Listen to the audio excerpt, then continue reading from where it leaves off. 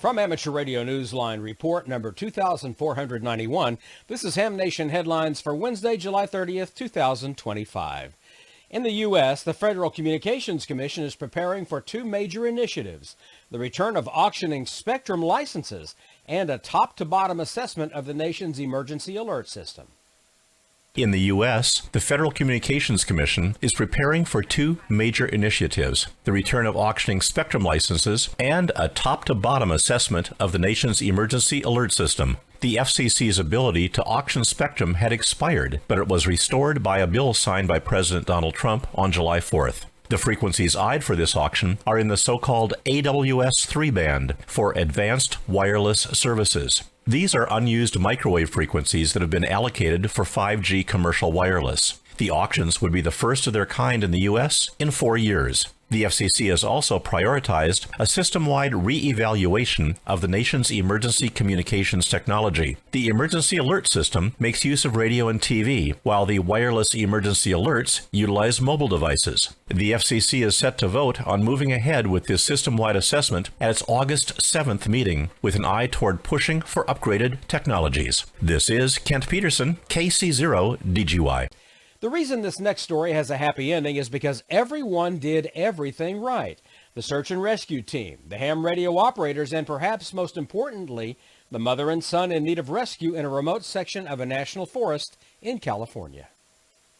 The GPS was to have safely guided a mother to a campground with her 9-year-old son on July 11th. Instead, it mapped a route that left their car stuck in the rugged terrain after they lost their GPS signal. Hours later, they were reported missing to the Calaveras County Sheriff's Office by a caller who had the mother's travel agenda and said the family had failed to check in as they had planned. A search and rescue team was dispatched in 4-wheel drive vehicles to the area the next day, where campers reported that they had seen the family sedan. The team soon discovered handwritten notes posted by the mother at nearby locations, indicating that the vehicle was stuck and they were stranded. The boy, meanwhile, periodically blew a whistle in 3 short bursts, an audible, universal distress call. Mother and son were found safe at their car, only a mile or so away from where the notes were posted. Lieutenant Greg Stark, one of the search and rescue coordinators, told Newsline everyone, including mother and son, did everything right. He said that one backup resource proved invaluable: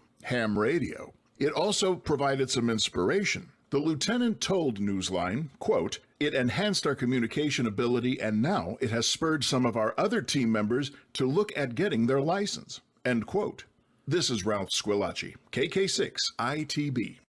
The questions on the basic level exam for hams in Canada have changed.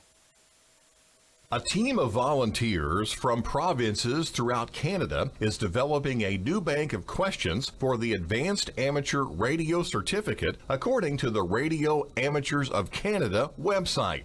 Many members of this team completed the new question pool for the basic level certificate earlier this year, and it was released in January by Innovation, Science, and Economic Development Canada. The questions took effect for basic examinations starting on the 15th of July, providing the first major update for that level of examination since 2013. Writing on the RAC website, Dave Goodwin, Victor Echo 3 Kilo Golf, the RAC's Regulatory Affairs Officer, said the 984 questions were developed by a committee of 20 instructors and accredited examiners, many of whom are now working on the advanced level questions. Those questions are expected to become available in 2026. This is Andy Morrison, K9AWM.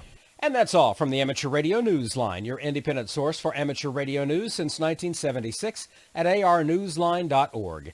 With Ken Peterson, KC0DGY, Ralph Squillace, KK6ITB, Andy Morrison, K9AWM, Karen Eve Murray, KD2GUT at the news desk in New York, and our news team across the globe. I'm Don Wilbanks, AE5DW. 7-3. We'll see you next time here on Ham Nation.